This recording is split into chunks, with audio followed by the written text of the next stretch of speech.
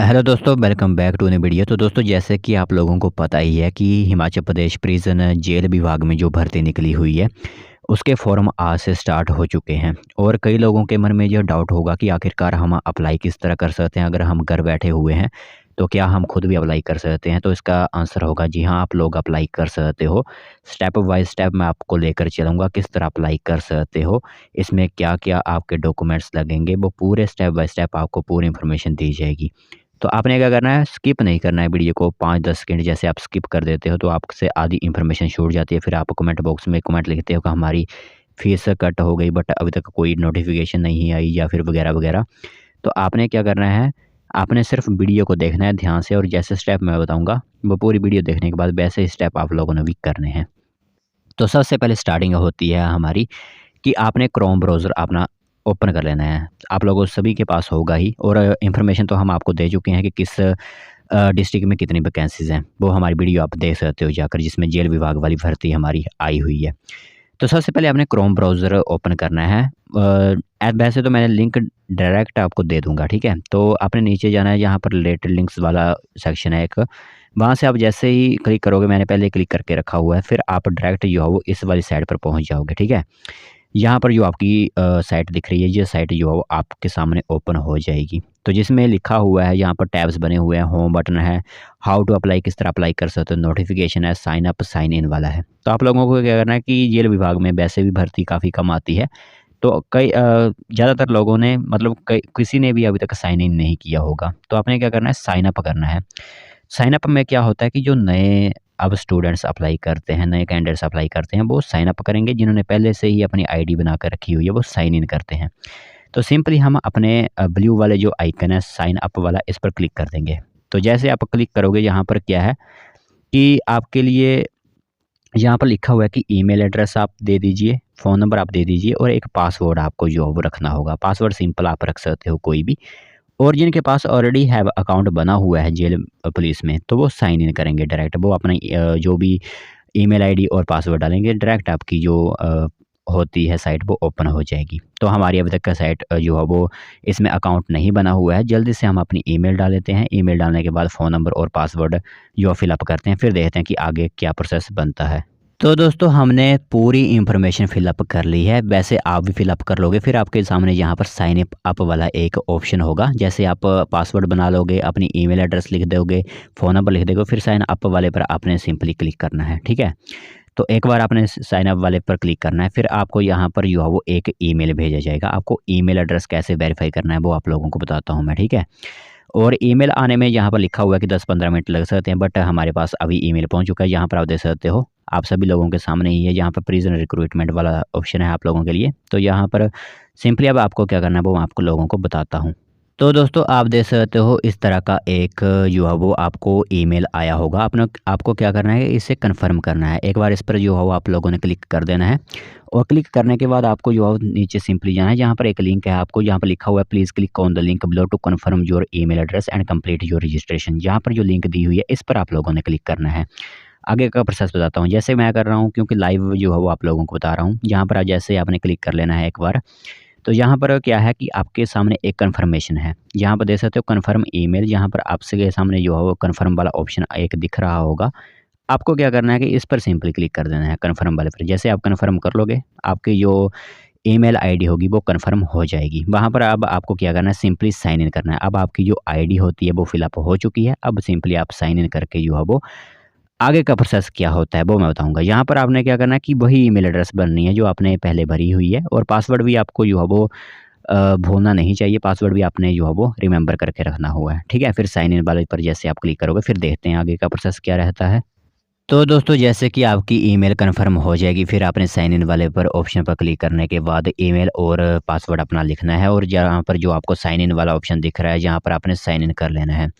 अगर आपको by chance password भूल भी जाता है, तो यहाँ पर एक इन्फॉर्मेशन है फॉरगॉट पासवर्ड वाला लिंक, उस पर भी आप क्लिक कर सकते हो, ठीक है? तो साइन इन वाले पर हम जो है वो क्लिक कर लेंगे। तो दोस्तों, अब क्या होगा कि आप जैसे ही साइन इन करोगे, आपके सामने यहाँ पर अलग-अलग टैब्स दिखेंगे। सबसे पहले तो एक्सेप्ट कंडीशन वाला टैब होगा, फिर फिल फॉर्म वाला टैब होगा, फिर अपलोड पिक्स वाला टैब होगा, फिर पेमेंट वाला टैब होगा, फिर डाउनलोड एप्लीकेशन फॉर्म वाला टैब होगा। मतलब 4-5 चरणों में आपकी जो है एप्लीकेशन प्रोसेस कंप्लीट होगा। सबसे पहले यहाँ पर आपको मोबाइल नंबर दिख रहा होगा, मैंने हाइड किया हुआ है। तो यहाँ पर आपको जो है वो एक मोबाइल नंबर दिख रहा होगा, वो वही मोबाइल नंबर होगा जो आपने फिलअप किया होगा। यहाँ पर नीचे एक आपको सेंड ओटीपी वाला ऑप्शन दिख रहा होगा, ठीक है? तो सेंड ओटीपी वाले पर ऑप्शन पर जैसे आप क्लिक करोगे तो आपके मोबाइल नंबर पर एक ओटीपी आएगा, जिससे जो कंडीशंस होंगी वो एक्सेप्ट हो जाएँगी, ठीक है? तो मैं सिंपली जो है सेंड ओटीपी वाले ऑप्शन पर क्लिक कर देता हूँ। आप सभी सबके सामने आप लोगों ने भी ऐसे ही करना है। तो जैसे आप देख सकते हो यहाँ पर टाइमिंग वगैरह जो है वो स्टार्ट हो चुकी है। एक ओटीपी हमें जो है वो मिलेगा। देख सकते हो हमारे सामने ओटीपी आ चुका है।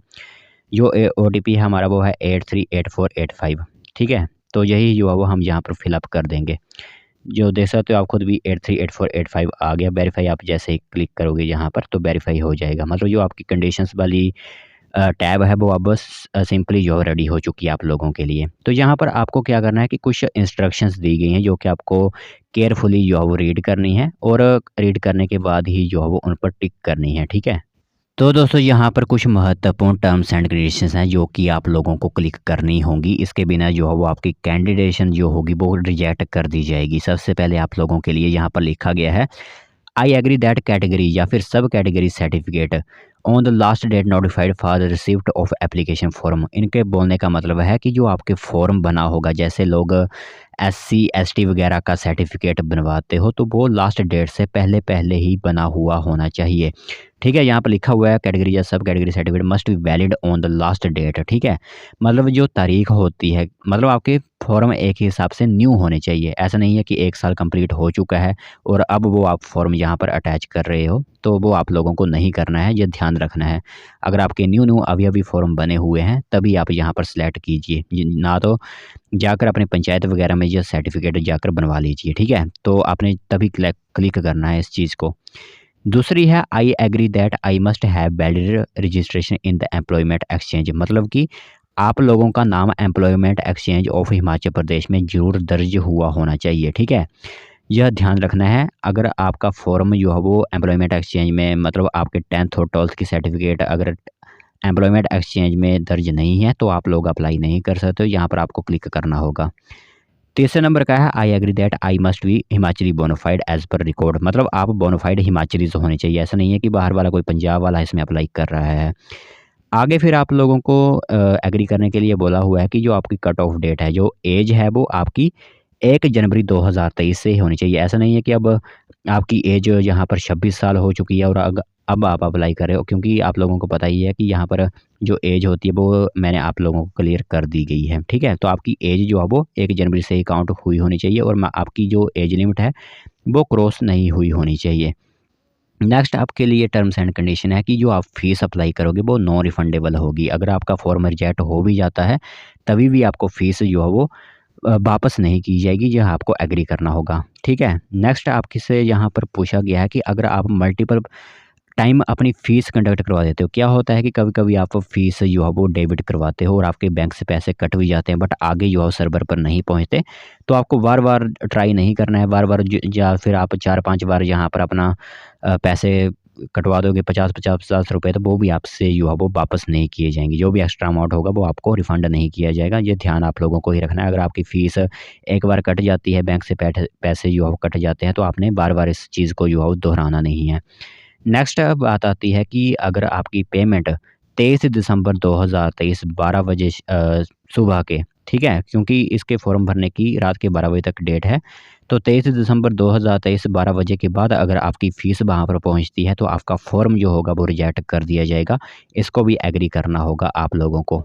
और अगर अब आप जो यहाँ पर जो एग्री कर रहे हो, इसका यही मीनिंग है कि यह पूरी आपकी सहमति से हो रही है चीज़, ठीक है? नेक्स्ट, क्योंकि फिर आप कोई केस वगैरह नहीं लगा सकते हैं, पर जैसे कोई कोर्ट केस कर देता है, ऐसा कुछ नहीं कर सकते फिर आप, ठीक है? नेक्स्ट है, आप एग्री करोगे, I will be allowed to appear for test at one place. मतलब आप जब टेस्ट के लिए, रिटर्न के लिए जाओगे तो वो सिर्फ आप एक जगह जाओगे। ऐसा नहीं है कि आप मल्टीपल जगह दिख गए, कभी आप कांगड़ा में, कभी आप शिमला ज़ोन में, तो कभी आप कहीं-कहीं दिख गए। मतलब एक बार ही आपको एग्ज़ाम देना है। बार-बार अगर आपकी अपीयरिंग कहीं पर दिख गई तो आपका जो आपने फॉर्म फिलअप किए होंगे वो रिजेक्ट कर दिए जाएँगे और आप पर कोई कानूनी कार्रवाई भी की जा सकती है। नेक्स्ट यहाँ पर यह है कि टर्म्स एंड कंडीशंस जो भी हैं प्रिस्क्राइब कॉन्ट्रैक्ट के साथ, एग्रीमेंट के साथ, उसको भी आपको एग्री करना होगा।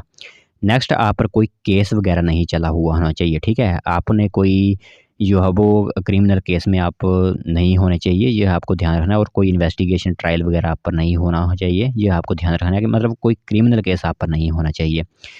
नेक्स्ट भी यही है, कोई भी क्रिमिनल केस आप पर नहीं लगा होना चाहिए। नेक्स्ट यहाँ पर आप देख सकते हो कि यहाँ पर लिखा गया है कि I certificate that I any information given by, मतलब जो मेरी तरफ से इन्फॉर्मेशन साझा की गई है वो मेरी बेस्ट नॉलेज के साथ दी गई है।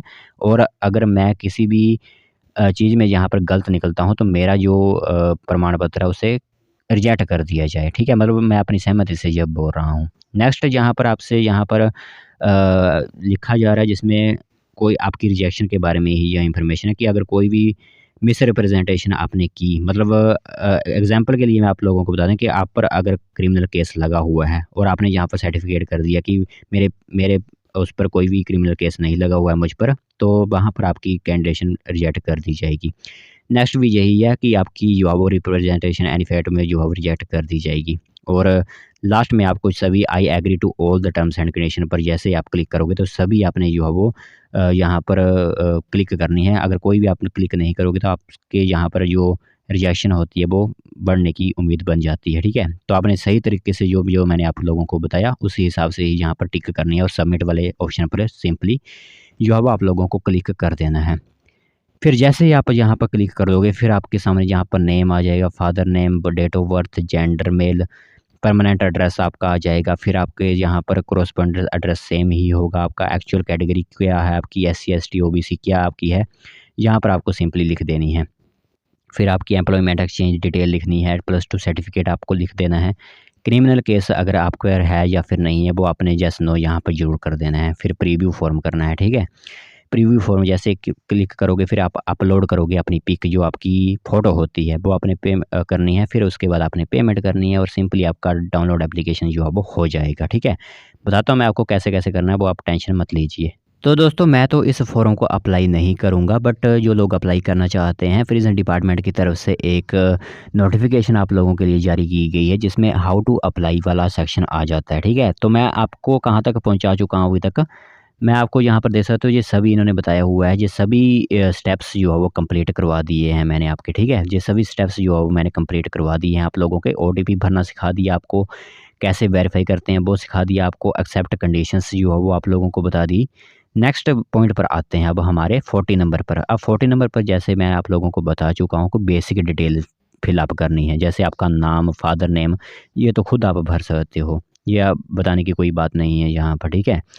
फिर आपको क्या करना है, प्रीव्यू फॉर्म वगैरह कर लेना है। प्रीव्यू फॉर्म करने के बाद नेक्स्ट स्टेप पर आप जैसे ही आओगे, नेक्स्ट स्टेप्स में आपसे पूछा जाएगा if you accept the form in preview. फिर आपको यहाँ पर ओके वाले सेक्शन पर क्लिक कर देना कि हमने अपनी तरफ से प्रीव्यू कर लिया है फॉर्म और जो इन्फॉर्मेशन मैंने लिखी हुई है यहाँ पर फॉर्म में वो एकदम ठीक है, मतलब नाम वगैरह जो है वो ठीक है। फिर ओके आपने क्लिक कर देना है। फिर जैसे ही आप जो है वो ओके क्लिक करोगे आपके सामने नाम वगैरह जो होंगे वो आ जाएंगे, ठीक है? नेक्स्ट आप जैसे ही यहाँ पर इन्फॉर्मेशन यहाँ पर है कि अगर आप एडिट करना चाहते हो, मतलब कोई गलती हो गई है, एग्जांपल के लिए आपने रजिस्ट्रेशन नंबर वगैरह या कोई एम्प्लॉयमेंट एक्सचेंज का नाम गलत लिख दिया है तो वो आप एडिट करोगे और अगर ठीक है पूरी इन्फॉर्मेशन आपने, फिर आप सबमिट वाले ऑप्शन पर क्लिक कर दोगे, ठीक है? जैसे सबमिट वाले ऑप्शन पर क्लिक कर दोगे आप, फिर आपको एप्लीकेंट जो आप हो, आपकी जो है वो फ़ोटो होनी चाहिए। यहाँ पर हम देख सकते हो एप्लीकेंट पिक यहाँ पर आपकी होगी, जो आपकी फ़ोटो होती है वो आनी चाहिए। फिर आपने सिग्नेचर जो है वो एक करने हैं वाइट शीट पर, वो लिख देना है। फिर आधार कार्ड की जो फ़ोटो वो आपने यहाँ पर अपलोड कर देनी है, ठीक है? और जो आपकी खुद की फ़ोटो होगी वो 200 केबी से ऊपर नहीं होनी चाहिए, यानी 200 केबी से ऊपर नहीं होनी चाहिए। जो आप सिग्नेचर करोगे वो 50 केबी से ज़्यादा नहीं होना चाहिए और जो आधार कार्ड की पिक्चर होगी वो भी 200 केबी से ऊपर नहीं होनी चाहिए। ये आपको पहले ही बनाकर चलना है कि आपकी फ़ोटो इसी फॉर्मेट में हो कि 200 केबी से पहले ही आ जाए।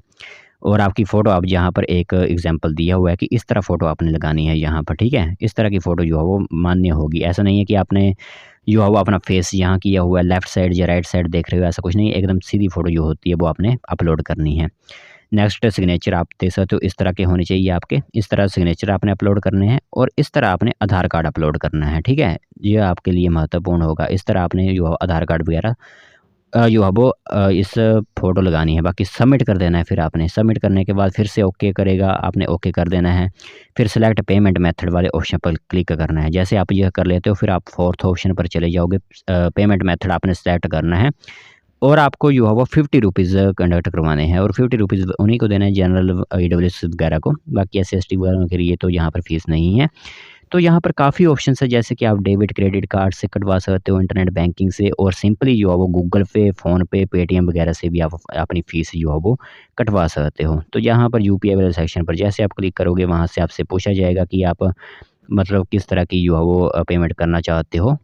यूपीआई से आपकी यूपीआई आईडी वहाँ से पूछी जाएगी और एक मर्चेंट पेमेंट आपको करनी होगी और करने के बाद जो है वो सिंपली आप यहाँ पर लिखा जाएगा फ़ीस इज़ सक्सेसफुली पेड। जब आप फ़ीस कंडक्ट करवा दोगे तो फिर आपसे यहाँ पर एक फ़ीस इज़ सक्सेसफुली पेड और एक लिंक होगा, click here to download application form, वो ज़रूर आपने डाउनलोड कर लेना है। इस तरह जो आप प्रिज़न डिपार्टमेंट का फॉर्म जो होता है वो अप्लाई कर सकते हो। कोई ज़्यादा इसमें खतरनाक चीज़ नहीं है, आप सिंपली अप्लाई कर सकते हो। बस यही है कि फ़ीस आपने बार-बार नहीं कटवानी है। अगर एक बार आपने फ़ीस कटवा दी है तो बार-बार ट्राई नहीं करनी है, क्योंकि वो फ़ीस के पैसे जो आपको रिफ़ंड नहीं किए जाएँगे।